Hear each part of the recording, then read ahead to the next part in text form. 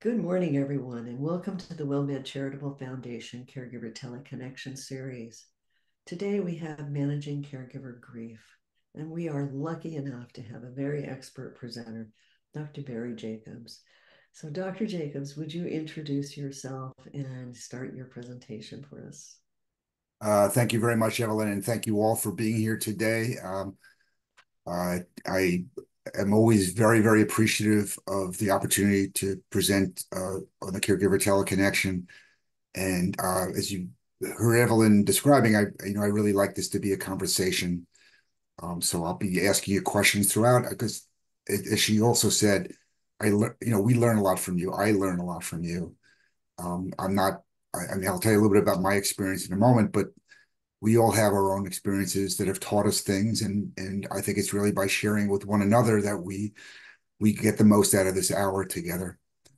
Um, so I'm a clinical psychologist. I'm in the great city of Philadelphia, and I have also been someone who is a focused on family caregivers for the last 30 plus years.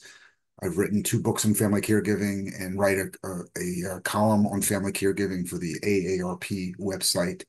If you ever just put into your Google AARP Barry Jacobs, it'll bring up a whole lot of my articles. Um, I also, maybe more importantly than my professional experience, is my personal experience. So I grew up in a family where my dad had brain cancer while I was a teenager, and he died when I was 15. And that was a introduction to grief, certainly at an early age, but also an introduction to understanding that illness does not happen to a single family member. Illness happens to a family as a whole, and in part because of that very personal experience, I went on to become a psychologist focusing on families and illness and individuals with illness, and so that's why I'm here today. And then in my 50s, I took care of both my mother and my stepfather who had dementia. And I learn about different types of grief, including seeing the way someone declines from a condition like dementia, and just watching them kind of losing their faculties a little at a time. And there's a lot of grief in that. So I'm gonna you know use the slides mostly as a jumping off point for conversation, and you are welcome to put comments or questions in the chat box, and I'll answer them. And then there'll be times when I will say, I'll ask you some questions, and I'll ask Evelyn to unmute you, and people will be welcome to raise their hand, and then Evelyn will call on you so that we can have a conversation. So, with that as introduction, let me tell you what I have in mind for today. So, uh, just really to start off very, very basically with the question of what is grief. I mean, how do we understand what grief is? Why do human beings feel grief? And then within caregiving, we'll talk about what are some of the sources of grief. I think there are multiple sources of grief within caregiving. We'll talk a little bit about the difference between grief and clinical depression, but also some of the overlap between them, and more how grief may lead to clinical depression. And then I think what most of us really want to talk about today is how do we manage grief, because it could be quite overwhelming at times. It could really knock the wind out of our sails for long periods of time in our life. And so how do we both honor the person that we're grieving, but still carry on in our own lives? Um, as I always mention, I write a lot of AARP articles on the topics that I present on. Uh, in June, I have an article about long-term grief on the AARP website. Here is the link for that article. When uh, Evelyn and Minerva distribute this PowerPoint later, you'll be able to click on this link, or copy and paste it into your browser and be able to read the article if you're interested. So let me start off with some questions for you, and it's for really questions for all of us. So first question is, how do you define grief? And secondly, what has it been like for you to experience it? And so I'm wondering if anybody is willing to kind of share, or maybe if you're not willing to share your own experience, but maybe we start just with how do we define grief? I have the website, so I can see if you unmute your phone by pressing *6. And here we have from um, Patty Garza to everyone. Yeah, Patty writes something which I think is very true and almost poetic in a way. You know, she writes, grief is the price of love. And Patty, I'm wondering if you wouldn't mind unmuting and maybe talking a little about how grief is the price of love. I'm happy to. For me, the first big loss that I had was my mom in 2017, and it was very unexpected and very quick, where I didn't process that grief right away and had a hard time with it. It was only learning more about end of life and preparing for those things that I just realized from a lot of smart and deeper people than myself that it's so important to feel the loss and to process the loss, but also kind of come to terms at some point, if able, that it really is because you love somebody so much that you have this grief. And so that's why I always say the price of love is what sticks with me. Like when you have lost and when you're hurting because they're no longer physically with you, it's because you love them. I, I think, I think first of all, thank you for sharing your experience, Patty. But secondly, I think everything you say is true. I think um, to the degree that we love people, we grieve them when they've passed or when they're no longer in our lives on a daily basis. Sheila writes, "Grief is suffering over loss," and I think that's also true. It's a very, I think we think about grief primarily in regards to the loss of life. We think about it in regards to death, but um, there are many losses which cause grief. If our house burned down and we lost a lot of our possessions, it would be tremendous grief. If we had if we lost a job, we're fired, we laid off, there would be a sense of grief. Sheila, did you want to expand on this at all? I saw your hand was raised a moment ago. Yeah, I mean, as I wrote it, I thought because loss is we say something is lost, but it still exists. We just can't find it, and and I've been struggling with that sense that loss is really this process, as Sharon says, it's a process that something is still existing, and we're remaking it or engaging with it at a different level, and it's this the relationships are no longer, the same as they were if you're dealing with someone you love who has dementia. But what is it that I'm really grieving? It's very hard for me to say what it is, but it seems to be something that still exists, or I'm trying to change my relationship with it. That too is very poetic, Sheila. We'll talk a little bit more about the different types of losses, and we'll talk about this process that Sharon writes about. Sharon writes, "It is love persevering. It is a process." Um, and I especially want to ask you, Sharon, about what do you mean by it is love persevering? That, it's not love lost, it's love persevering. I don't think I've heard that phrase before. Thank you.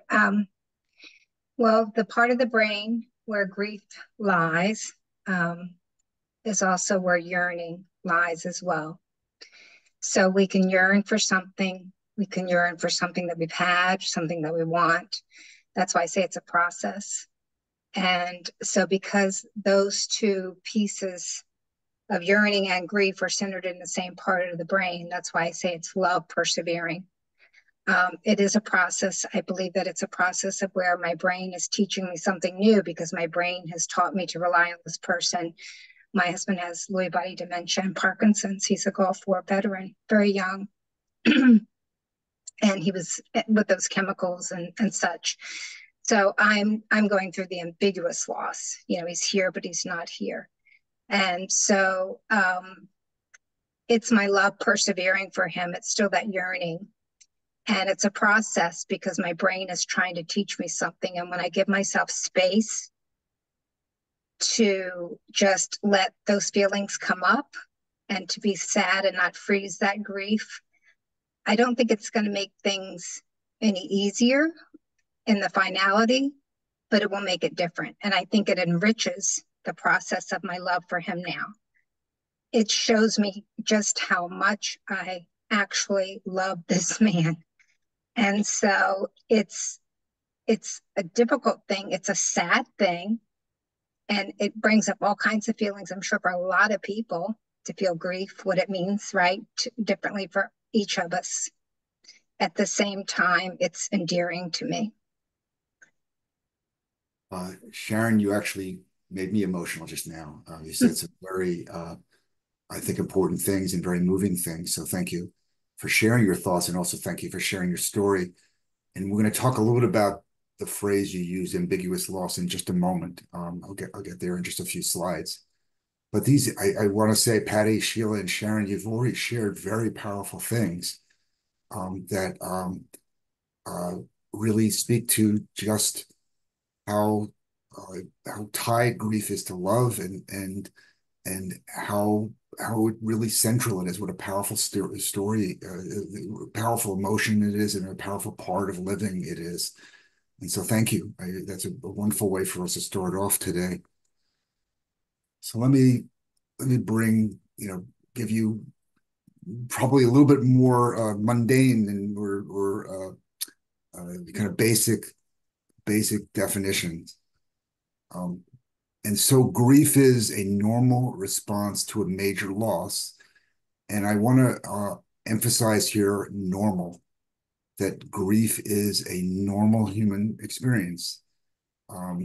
Sometimes people, particularly in American culture, have difficulty with grief. They especially grief over death. They try to minimize it. They try to move on quickly, but the types of emotional reactions that we're going to be talking about are normal responses. And we typically think of it in regards to a major loss, someone we care about, someone we love, or something that's very, very dear to us. And so the emotion that we mostly associate grief with is sadness or sorrow. But sometimes the emotional reaction of grief is mixed with other emotions, including anger. You may be angry at the person who died. I work sometimes with families that have had a family member who has unfortunately committed suicide, and there's tremendous grief, but there's also a lot of anger at the person for doing this, and there's also guilt. This guilt about what could I have done, what should I have done to prevent this from happening. And in some instances, grief is either causes despair or somehow is associated with despair, that it's a sense of emptiness, it's a sense of pessimism about the future that is sometimes associated with grief. When we're talking about a major loss, like the loss of a spouse or the loss of a parent that we're very close with, or a loss of a child, the time frame for the normal course of grief is, in my mind, is generally 1 to 2 years. And oftentimes when I say this to my own psychotherapy clients, people who come to me for grief therapy, they are really shocked that it's going to go on for so long. And I'm always quick to say to them that it doesn't mean that they're going to feel a year from now or 2 years from now exactly the way they feel today, but it takes a long period of time to accept the loss, to integrate it into our lives, to draw meanings from it, all the things we're going to talk about today. So the process that we were just discussing is one which doesn't occur in a number of weeks or days. It occurs in months and years. And that process is not always the same length of time for all of us. Different individuals grieve differently. Different cultures grieve differently. And we just have to understand there's a normal range of grieving that's very broad.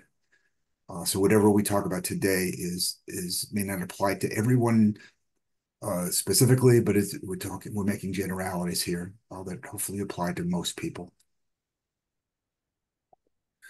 I don't usually quote Shakespeare. That's not really my style, but Shakespeare has written a lot of tragedies, and a lot of tragedies are all about grieving, and so I just pulled out two Shakespearean lines from two different plays, and the first is to weep is to make less the depth of grief, and when we talk about the sorrow of grief, we also often associate the tears that accompany the sorrow. And I think most of us believe this point that Shakespeare is making, that there's something about crying that provides some relief, that provides some solace for us, some comfort. And the second line, which I like even better, is grief makes 1 hour 10. In other words, that when people are in the depths of grief, really intensely grieving, the whole dimension of time is distorted. It suddenly seems that everything drags on, or the whole cadence of normal life is upended, and it could really feel unending, that this grief that we're experiencing. It just may feel that it's never going to end. So before I go on, any thoughts about these two lines, or anyone else have a line of poetry or a saying that about grief that they'd like to share? I have my website open, so if you're on the phone, you can press *6, and I can see that you would like to talk to us. And if you're on Zoom, please just unmute yourself or go to the chat room. Okay, and I see Sharon said these are wonderful. Thank you. Anytime, Sharon. Shakespeare's got so many wonderful lines. It's not the bigger challenge with Shakespeare is finding just a couple rather than having a whole page of Shakespearean lines. Any other thoughts about this, or other lines that people like? Any things that you keep in your head that provides you with comfort about grief? I do love what you said about crying, because it's that release. I mean, even just physiologically, it is good for us. There's no time limit. There's nothing wrong with crying. It's not a sign of weakness or strength. It doesn't show that you love someone more or less.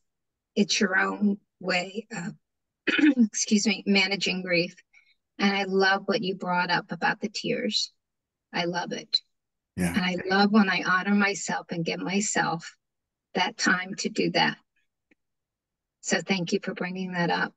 Well, Sharon, I don't think we could talk about grief without talking about tears, and I agree with what you just said.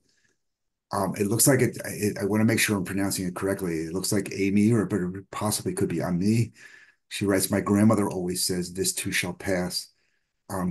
So that's what my mother used to say all the time. It used to drive me a little crazy. She would say it so often. But that too is a line about grief, that as bad as we may feel today, or this week, or this month, that life goes on, that we will go forward, and then we will feel better at some point, and the loss will not sting quite so much as it does today. And Brooke says, I think the saying goes, grief is just love with nowhere to go. That's lovely, and I haven't heard that one before. But I see you got a couple people giving you a thumbs up and hearts there. So this one obviously resonates, and certainly is very much aligned with what we've been saying so far. So let me go on. So I want to spend just a few minutes on this slide, because there's a lot on here. And this is, as I mentioned, there's not one form of grieving that caregivers do. They grieve at various points of the caregiving journey. And they grieve for somewhat different things at different times. So in the first box in the upper left here, is people grieve for the loss of the way things were. The family was a certain way. In my family, my dad was a lawyer. My mom was a homemaker. When my dad was diagnosed with brain cancer, suddenly he's unable to work at all. And my mom is out working two jobs to try to compensate for the income lost because my dad wasn't working. And so the way the whole family work changed. And I remember even as a teenager feeling acutely that I wanted the family to go back to the way it was. And I was, hoping we could one day go back to the way it was, but it wasn't going to happen. So even in the midst of illness before death, there's a tremendous loss of the way things were. Relationships change, daily routines change, the division of labor within a family changes. Those are all losses that people have grief toward. I want to just pick up on what I believe Sharon was saying in regards to ambiguous loss. So ambiguous loss is a very interesting concept that was developed by a psychologist in Minnesota, University of Minnesota, by the name of Pauline Boss, Boss. And she developed this idea that, especially with caring for someone with dementia, that they're there physically, but they're absent cognitively or absent, and as well as absent emotionally. It creates this very strange bind for caregivers, because you're grieving for the way the person has been changed, and maybe the way, we'll talk about in a moment, maybe anticipating further changes, but they're still here. They're still sleeping next to you. They're still eating food at the same table as you. You're still having to take care of them. And so you're both grieving their loss, but having to attend to their present needs. And so Pauline Boss called that ambiguous loss, and really identify that it's extremely stressful. It's one of the most stressful parts of dementia caregiving in particular. And so that's a concept that I chose not to put on here, but it's a very important concept to think about when we talk about caregiver grief. I see a couple comments here. Barbara writes, a friend of mine says, grief is the absence of their presence and the presence of their absence. So I love that. I love that, Barbara. Thank you. I'm gonna keep that one, and let me go down a little further. Brooke likes that one too. Amy says, I never thought about the division of labor part before. It's so much when everything is on your shoulders and just gets heavier as the journey continues. And that is absolutely one of the main things that happens in caregiving, and often happens very early in caregiving, is the caregiver ends up having to do much of the work. There's the division of labor within the household that the care receiver was previously doing. Sharon says, my psychologist says, Sharon, you don't like anything ambiguous. He's right. And I don't know any of us who likes anything ambiguous. Ambiguity is stressful. And so I think that when loss is ambiguous, and certainly when someone has dementia, and maybe their dementia waxes and wanes, and 1 hour they're good, and the next hour they're not so good. One day they're good, the next day they're not so good. And so that waxing and waning, and just really unsure of how they're doing at any given moment, that's ambiguous, and that creates a lot of grief for us. Sheila writes, it's also, to be really honest, grief for what I have to give up parts of my own life to care for someone else, time I can never get back. And that's absolutely true, Sheila. The sacrifices we make are losses, and those losses can be grief. Maybe you had to step away from your career. Maybe you had to step away from other important friendships and relationships in your life. Maybe you had to focus, you had to move from one place to another, and are grieving the way your life used to be in the old place. Those sacrifices entail losses. So I think that I thank you again for these comments. The second box here is anticipating further losses as the care receiver declines.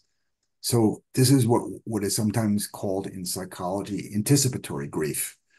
I know even if they're not so bad now, I'm anticipating there's gonna be much more loss in the future. So let me give you an example of this. Oftentimes with people, say, with Parkinson's disease, the medicines for Parkinson's disease, levodopa in particular, better known as Sinemet, it works really well for about 5 years. So about the person who has Parkinson's, for those first 5 years when they're taking the medicine, they don't seem that different. They seem a little different, but they don't seem that different. The loss isn't that pronounced. But oftentimes, after about 5 years, the Sinemet stops being effective. The brain changes. And what happens then is the losses are much more severe. And so if you're a caregiver and you know this is coming, you're already having anticipatory grief about what you're going to lose in the future. That's another type of grief. A third type of grief is, I heard Sheila saying losing things that she cherished that she was doing, but people also have dreams for themselves for the future. I think in particular about, oftentimes people have dreams for retirement. I just heard of unfortunately a friend this morning. He just retired. He was a physician. He just retired. His wife's about to retire in the next year. And in part of their retirement, they had all kinds of plans to do things. And then he was just diagnosed, very, very recently with brain cancer. And so suddenly his future is in jeopardy. And now, they're anticipating further losses, but also the loss of whatever they planned for their retirement is palpable to them. They feel it. They were going to go places, they were going to do things. Now that's not going to happen. That too is they could grieve what isn't going to come to fruition that they were really hoping for. So in addition to these sources of grief that I've already mentioned, there's the caregiver grief that people feel when death is near, when we're in that end of life or terminal stage. Immediately following death, and this is probably the one that most of us associated with grief. Somebody dies, we go to the funeral, maybe we go to a viewing or a wake or whatever the cultural ritual is. We're thinking about them, we're hurting because they're not here, and then we over time begin to heal from that grief. That's what I think, how the context in which most people think of grief. But as you can see on the slide, the grief comes up in many other ways during caregiving. I want to just also mention this last one here, long-term grief, and I'm going to talk more about this in a moment. But I don't believe that grief entirely goes away. I believe that grief lingers, that grief flares at different times of year, when different anniversaries occur, when different seasons occur. And what I wrote in my A or a P column in June was, my dad died of brain cancer over 50 years ago. And there are times when I'm so struck by his loss, when I feel such grief over his loss, even though, I'm 66 years old. My dad died when I was 15. The vast majority of my life has been spent in the absence of my dad. But yet, his presence comes back to me very strongly at times and makes me grieve him again. So different sources of grief that I came up with, and I wanted to ask you, are there other sources of grief that come to mind for you? And as you think about this, do you think the experience of grief is the same regardless of the source? Do you think that sorrow, that guilt, that sometimes the despair, that all that is the same regardless of the source of the grief? Or do you think it's different? And in particular, when you're grieving somebody prior to their death and then grieving them after their death, is the quality of grief difference in those two instances? So I see a number of comments in the chat box. I'm going to read going backwards here. And I see this is from Denisa. I have caregiver grief related to caring for my 22-year-old daughter who has a severe disability, should be an empty nester, and grieving all the things we wanted to do during these years. I call the type of grief that I experience chronic sorrow. And I know that, by the way, Denise said there is a writer, in family therapy, whose name is now escaping me, who writes a lot about chronic sorrow. Our choice is to care for our daughter as long as we physically are able. And I think you're probably grieving for her. You're grieving for your hopes for how her life was going to be when you were maybe pregnant with her, and grieving for your own what you've missed out on your own life now and maybe in the future in order to care for her. So there's a lot of loss wrapped up in that, Denise. Um, and the name of the psychologist and family therapist who has written a lot about chronic sorrow is Kata Weingarten. And this Kata is Kaethe, and Weingarten is Weingarten. Kata Weingarten, I think sometimes pronounced Kathy Weingarten. I'm not positive. She's up in Boston, and she's written some very powerful things about chronic sorrow. Perhaps you're familiar with them. Sharon said, I would think it would be triggered by other events as we move forward, and that I call grief over grieving. That's an interesting idea, Sharon. And Amy says, yes, watching the last of my youth slip away has been a huge source of grief for me too. So lots of really very powerful comments here. I see a couple more. Sandy D said, I cared for my parents for 11 years, including my mom who had Parkinson's with dementia. After she passed away, I kind of felt like I was grieving for two people, the mom that I grew up with and the mom that I cared for the last few years. Sandy, that is so powerful. I think that makes a lot of sense, because the mom that you grew up with was the mom that you knew best, probably the mom who raised you, and the mom, and that yet you took care of her for so long, toward the end of her life, that it's almost like she was a different person who had different things that she had, you were grieving for. And Denise, thank you. So thank you for the kind words and info on chronic sorrow. You're welcome, Denise. And I'm just going to say, I'm not going to name this person since they sent this to me in a direct message, but someone wrote to me that they're grieving. They grieve that they're praying for God to take their mother peacefully, rather than praying for more time with their mother, and feeling like they shouldn't be doing that. And let me just say, Cindy, this is going to sound maybe shocking to you, but most of us who have a care receiver who is suffering at some point in time will if we're prayerful, we'll pray for their death, or we'll hope for their death, not so much in part perhaps to relieve us of caring for them, but also to help relieve their suffering. And that is a very normal feeling. There's nothing to be ashamed of about that. I've heard many caregivers say that. So I just wanted to share that with you. And I see two more messages here. Patty says, I had caregiver grief for not taking care of my sister when she needed it. That's very interesting, Patty. And Sheila says, I have prayed the same prayer many times.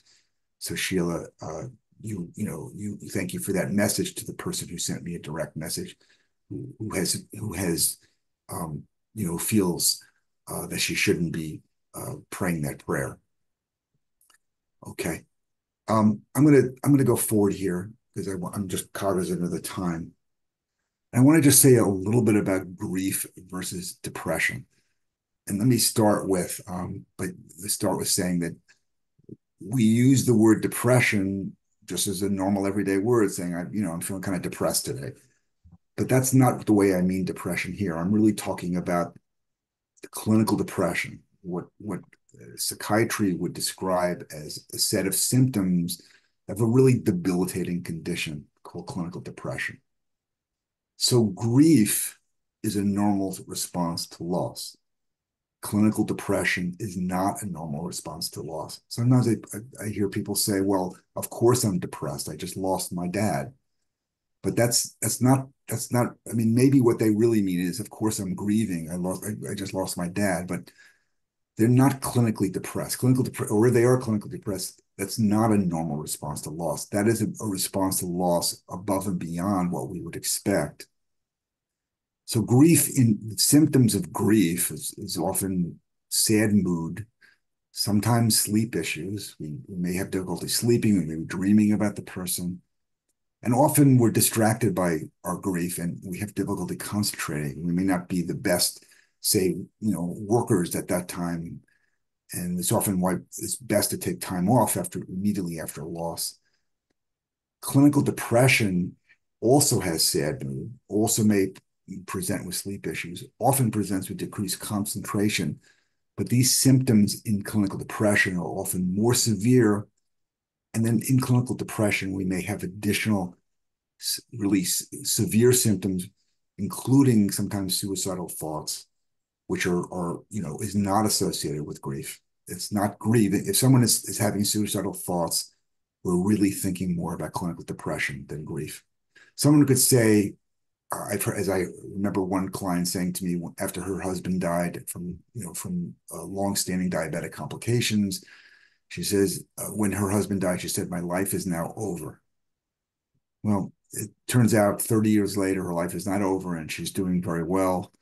But that's not the same thing as her saying, "I don't want to live anymore. I want to be dead. I'm going to take steps to harm myself in order to bring about my death."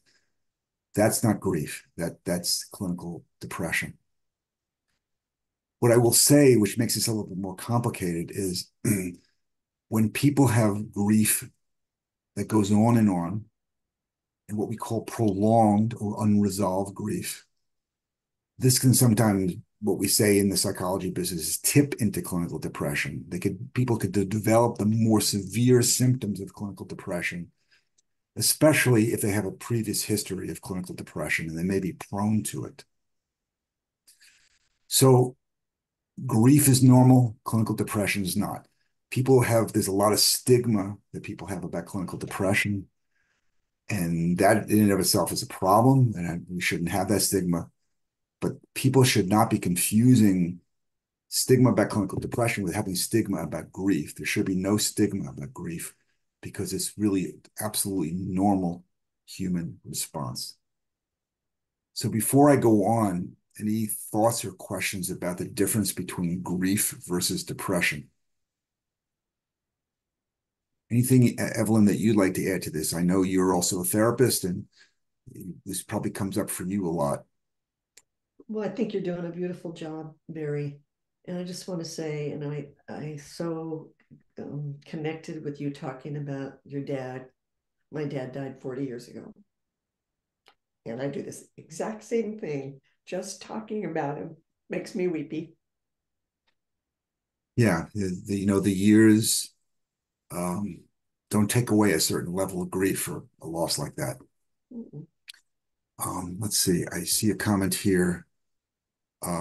Patty says, "So helpful to make those distinctions." I appreciate that, Patty. Any other thoughts about this or comments or questions? Sharon, you raised your hand. Why don't you go ahead? Yeah, I was just going to say too, I think, and I appreciate you making those distinctions for us because,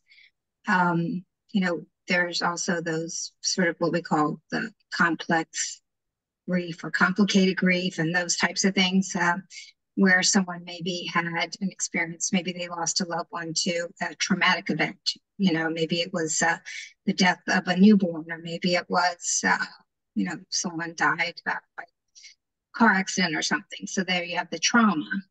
And what I've always learned is that you can have grief without trauma, but you can't have trauma without grief. So I would think if someone's dealing with that type of grief, that's a little more complicated, then that could, as you said, maybe enhance the chances of someone having depression and maybe seeking out, a therapist or someone that they could talk with or whatever. But yeah, it is normal. And I love that you said that it's normal. It is.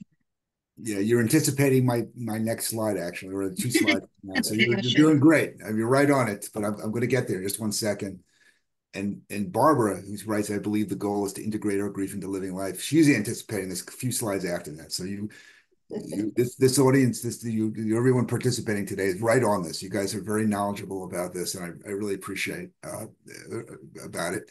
And you can steal my thunder anytime. Go right ahead. Right. So, all right. So let's go one more slide. And here on this slide, Sharon, you'll see just what you were talking about. So I basically, what we talk about in psychology is this idea of quote unquote resolving grief, which I always have found I've had some problems with this because as I say here in the upper left, I don't think grief goes away ever entirely. It's not like it disappears, like suddenly even if we quote unquote fully integrate it into ourselves, the sadness doesn't ever go away entirely. The sadness is there. The sadness becomes part of our lives. It may inform us. It may help us cherish other people in our lives, other aspects of life, but it doesn't, it's not like it disappears. What happens normally, and I think all of us know this, is the intensity of the feeling decreases, but it can flare up again with triggers. If we go certain places, or if it's a certain time of year, when it's my dad's birthday, January 31st, I'm going to have feelings about him. When it's my dad's death day, August 8th, every August 8th, I'm going to feel sad about his death. When it's the beginning of the baseball season, my dad and I were big baseball fans. I'm going to feel something about my dad's dying because every baseball season, we would talk about the season. We would talk about the team that we loved and how they were going to do. And now, every time, spring training starts, and usually February or March, and the season starts in early April, I'm going to have a trigger about my dad's death. I see a couple comments in there here, so I'll take a look at it before we go on. Amy says, when you see something that reminds you of them and you can't pick up the phone to call them to share, flares like that are hard. The permanence of not being able to contact any longer. Absolutely, Amy.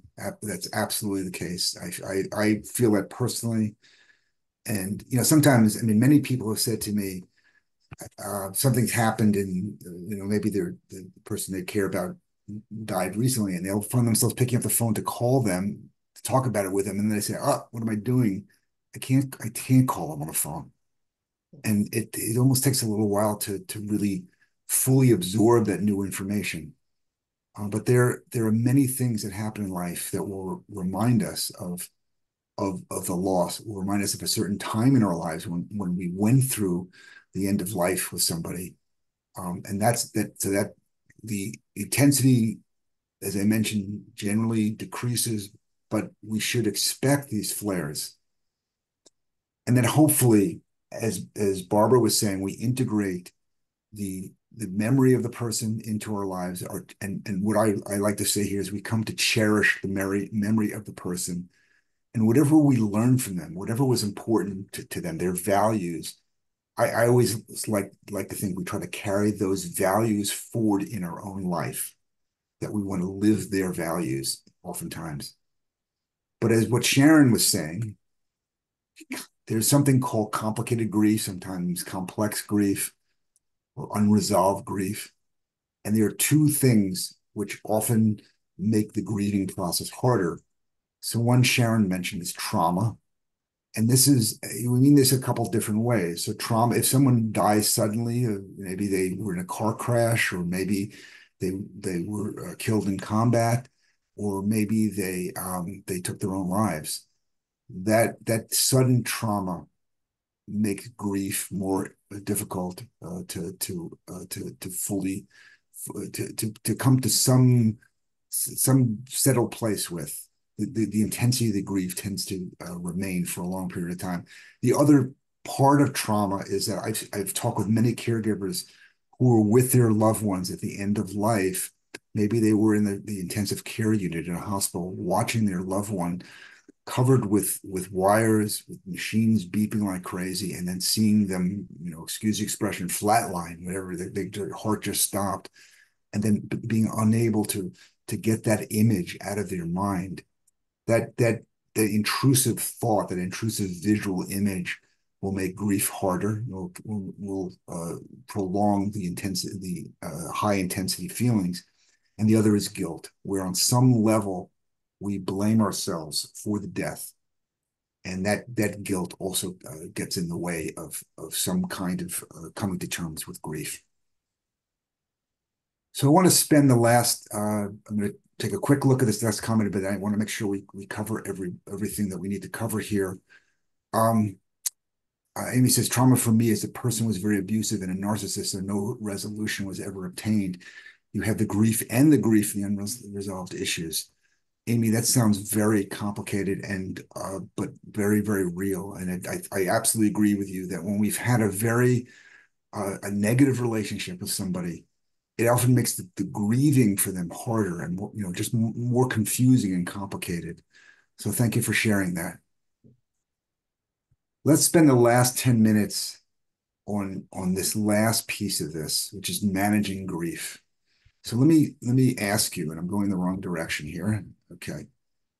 What have you done? It sounds like there are many people on this call who have a lot of experience managing their own grief. And perhaps there are some therapists in the call who are managing other people's grief. What strategies have you found work for you to manage grief? And you're welcome to unmute yourself if you like. Just shout out some things, and then I'll share some ideas. Okay. So Patty says, establish new cherished memories, traditions. I so love to hear more about that, Patty. Brooke says, continue to talk about the person we lost to keep them in our lives. And that's a great idea, Brooke. JC says, I journal a lot, almost daily, and that I think is a way of not just, we're not talking about the person, but we're remembering them. I love journaling, and I love this idea of remembering them on paper, and through the process of writing, I think, processing our memories of them and really crystallizing those memories for ourselves, especially when we can go back and reread what we've read. Brooke says, just having a good cry about them, feeling the sadness. These are all great ideas. So let me share a couple of my own, and then we'll just kind of throw this open for conversation. Oops, I can see one more comment there. Amy says therapy. Well, I'm a psychologist. Amy, you're not going to get any argument with me, right? I'm all about people using therapy if they need it. How would I navigate 9+ years of caregiving and watching someone declining without her? Thank you to the therapists who keep us caregivers able to go on one more hour a day, etc. Thank you so much, Amy. Angelica says visiting places and doing things that a loved one loved doing. And I think we're going to talk a little bit in a moment, Angelica, about rituals, and that's a very important ritual to do, to remember the person, to honor what was important to that person. And Sandy says returning to church and church choir with lots of friends who knew mom and dad. Great ideas. That's a great idea, Sandy. Patty says, I was so moved by my mom's death that I started volunteering at an end-of-life home, at an end-of-life home. I started a PRN hospice social work. So that to me is making meaning of your mother's death. We'll talk about that in a moment too. Sharon says no right or wrong way to grieve. Agree with you, Sharon. And Sheila says, I joined a synagogue and participating in Kaddish prayers. The religious ritual for the dead was very helpful. I myself know that prayer inside and out. Reminding me that everyone deals with grief and finding comfort in our shared grief and humanity. Denise says, in regards to chronic grief as a caregiver for a disabled child, I remind myself often that if I have to sacrifice in life, there is no better person than my own child. And so, Denise, if that to me is finding meaning, really vital meaning in the work that you're doing for your child. So that's all of those wonderful strategies. So what I'm about to share with you is going to be a little bit of repetition because you again have anticipated much of what I'm going to say. So I don't think with this group of folks talking today, this is going to be an issue at all. But there are many people who feel like the emotions of grief, the sadness, is somehow unacceptable or is a sign of weakness. And one of the main things I counsel people is that all their emotions are normal. The sadness may be normal, but so may be the anger, and so may be the guilt, and so may be other, anxieties, anything that they may be feeling. That range of emotion is normal, and it's not a sign of weakness. That grief goes on longer than people expect. That people feel like it's going to, they should be done. I've heard people say, my wife died 2 months ago. Why am I still grieving her?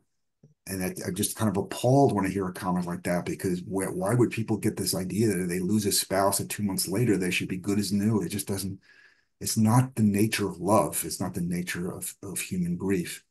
So we have to accept the length of time that grief feelings persist. As I mentioned, we have to expect those flares, especially what are called anniversary reactions, and plan for them. And we plan for them by participating in mourning rituals. So just going back to some of the comments, the wonderful comments that you folks made, is is particularly at the time of death, maybe we participate in religious rituals, maybe we go to the viewing, we say Kaddish, we have prayer, some sort of prayer beads.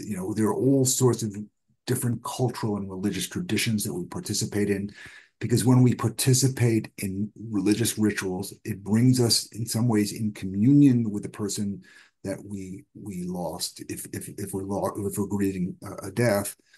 But especially if we do this in some sort of communal setting, like a church or a mosque or a synagogue, where we're with other people and we're all grieving together, that gives us a greater sense of being supported by them.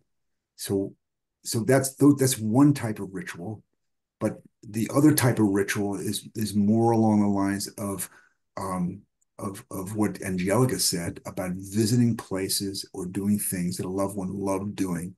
So one of the things I often suggest to people is that they make a plan for what they're going to do on the anniversary of their loved one's death, and to honor that person. And it may be they go to church and have a mass said, or they go visit the grave, or they do just exactly what Angelica is suggesting, that they go to a restaurant, they go to a park, they go to a place that reminded them of that person, that a person loved being. Another type of ritual is, we have so many people who choose to be cremated in this day and age, and many, many families, it could be a year later, it could be 5 years later, they make a ritual of scattering the ashes, and maybe scattering them in the ocean, and maybe scattering them in the woods where someone loved to hike. But they choose an activity which people do together. And that's one of my definitions of a ritual, where they grieve the person together. And that provides a lot of solace and a lot of support. And as Sharon just put down, it provides connection. And so all of, whether we're talking about rituals, whether we're talking about, just going back to church, using prayer, using the congregation as supports, all of these are important things. I'll just give you some other ideas. We want to create positive meanings of the loss. And that's exactly what I heard Denise put in the chat, that if she has to make sacrifices of some dreams that she may have had for herself in her life, she's doing it for her child. And that makes it so much more powerful, so much more meaningful. That's creating a positive meaning of the loss. Sometimes people make positive meaning of the loss by creating some sort of memorial event or some sort of fund. I knew a family whose 25-year-old daughter died of cystic fibrosis and terrible, terrible lung disease. And what they did is they created a scholarship that they gave yearly at the mental health clinic where their daughter worked.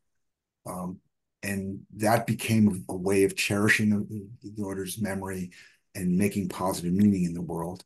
I had a friend who died of complications of the flu, and myself and a number of other people sought funding, and we made an annual lecture for him in that person's name, on something that was very important to him. So again, we tried to make some sort of positive meaning of his memory. We certainly seek support, and that's a connection that Sharon was talking about. I'm going to say we honor, but we don't enshrine the memory of the care receiver. Sometimes I know of a family where they won't make any changes to their house because if any change that they would make would somehow disturb what the house looked like and felt like while their daughter was alive. And they don't feel, so that the house becomes a kind of shrine to the life that the family led prior to the daughter's death. And I don't think that's a necessarily healthy way to grieve. I think change, there should be enough flexibility in grief that we can tolerate change. And finally, I want to say we want to balance our grief with an appreciation for the time that we had with the person while they were here with us. And that's cherishing the memory, but also, appreciating, being thankful for, having gratitude for the time that we had with them. So I'm sort of rushing through the end here, and I apologize for that. But I wanted to make sure that we got to these. I see there are two other comments. Barbara says, a day after an anniversary of the death of birthday, after plan to have a debriefing buddy who does not give advice and plan something pleasurable, which is an emotion refill, helps re-anchor the person. Barbara, that's a great idea, and Sharon likes that idea a lot too. So I saw that Minerva just launched the poll because we're right up against the top of the hour. I'm going to stop. We're just going to, we're going to skip thoughts and questions. Here I am. You are welcome to write to me or to go to my website if you're interested. But I'm happy to talk further about this topic, which is extremely important. Caregiving is about change. It's about coming to grips with change that we don't want to happen. And change entails loss, and loss entails grief. And so grief is part and parcel of caregiving. And in the work that all of you do for your loved ones or maybe for other people, helping deal with your own grief, helping deal with their grief is extraordinarily important, and being empathetic to them and to yourself. So I want to stop sharing now. I just want to thank you for being such a wonderful participating audience today. Dr. Jacobs, thank you so much. And I want to say to everybody, do you know how rich you have made this presentation? And it's going to be on the podcast. It's going to be fabulous. It's going to be one of our best ever, I think. And I, just so appreciate you giving us your stories, being personal. It was wonderful. And Dr. Jacobs, you always do a great job, and you draw people out. You've got a great way of doing that. So thank you. I am not going to read the upcoming sessions. I am going to tell you that you will be getting the resources, the slides, and that will be very soon. And if you're not registered, you won't get them. So please register. And you can do that by calling 866-390-6491. That's 866-390-6491. When you do that, you will get the monthly calendar. We've got a bunch of really good ones, 5, 6 next month, all looking very interesting and different, all by experts. That's our claim to fame, like Dr. Jacobs. And I want to just tell you that if you're looking for support groups, or if you're looking for a mental health provider, if you're looking for a chat room, please go ahead and call the Elder Care Locator at 800-677-1116, or you can go on to eldercare.acl.gov, and you will get a huge amount of information for your own zip code and area. And certainly there's more in cities than there are in rural areas, but don't give up. You can also call 211. And especially if you're looking for a support group, which when you talk about being connected, so many times a support group will help you be able to say what you have to say without feeling like somebody's going to judge you. So with that, I want to thank you all so much. What a beautiful call. And I'm going to end the recording. And thank you again, Dr. Jacobs, because this was so great. Thank you so much, Evelyn, and thank you all. It was very moving. I am really touched by many of the things you said, and I learned a lot from what you said. So thank you. Absolutely. There we go. Stop recording. Okay.